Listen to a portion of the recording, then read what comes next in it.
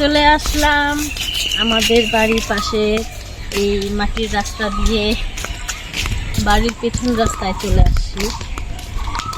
বিকেল হলো, মনে হলো একটু ঘোরাঘুরি করি, কারণ বিকালবেলা শুয়ে থাকলে শরীরটা মনে বেশি খারাপ খারাপ লাগে। তার জন্য আজকে আর খাওয়া দাওয়া শেষে আর শুই নাই, হাঁটাচলা করতেছি। এতক্ষণ বসেছিলাম, বৌদিদের বাড়ি গেলাম, গল্প করলাম, এখন চলে আসলাম এদিকে। এখন যাই দেখি আমাদের আম বাগানটা অনেকদিন পরে এরকম আম ধরেছে গাছে। অনেকের গাছে দেখলাম তো আম ধরেছে ভালোই। তো আম হলে তো আবার আম মাখা খুব টেস্টি লাগে। গরমের মধ্যে দুপুরবেলা আম মাখা করো আর খাও, ও সেই।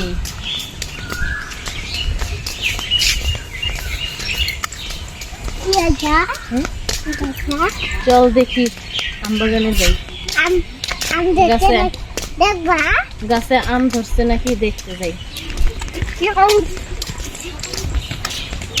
কিছুদিন আগে আসছিলাম, তখন তো ওয়াও কি সুন্দর দেখছো, সাদা ফুলগুলা কি সুন্দর, মনে হাসতাছে, এত সুন্দর, একদম সেই সুন্দর বড় বড় সাদা ফুল রাস্তার পাশে, সেই সুন্দর দেখাইতেছে।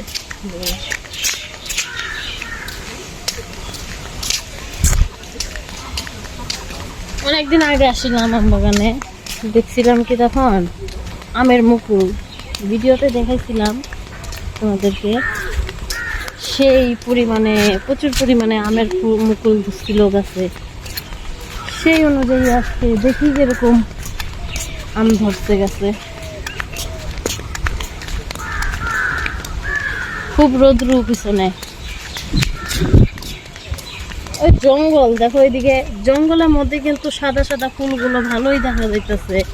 এত সুন্দর সুন্দর ফুল ফুটছে জঙ্গলে, কেউ জঙ্গল টপকাইয়া আনতেও পারবে না ফুলগুলা, দূর থেকেই সুন্দর দেখা যাইতেছে। বাড়িতে নেই মনে ওরা আসন বেড়াতে ফুল আনছো আমার জন্য, আমাদের ফুলগুলো।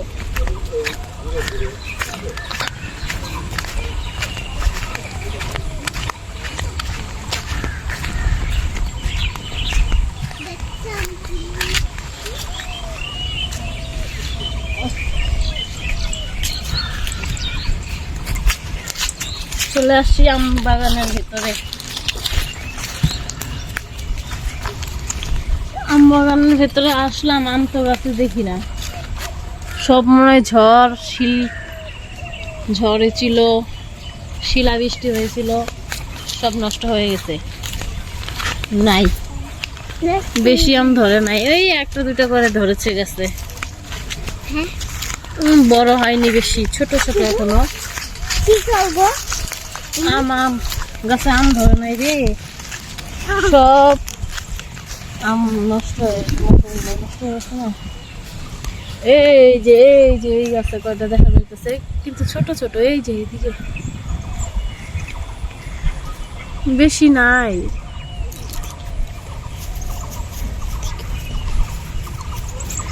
এই যে এদিকে কয়েকটা দেখা যাইতেছে, বড় হইতে দেরি আছে, বড় হোক, যখন বড় হবে তখন মাখা করে খাওয়া যাবে।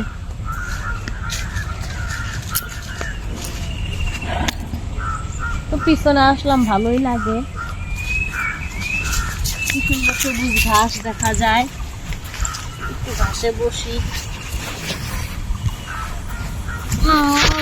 অনেকটা দূর হাইটে আসলাম, একটু বসি না বাবা, চুপ করে বসো, তুই সে না পাজি আছিস, দুষ্টামি করিস না, সর। আবার পরের ভিডিওতে আসবো, টাটা, বাই বাই।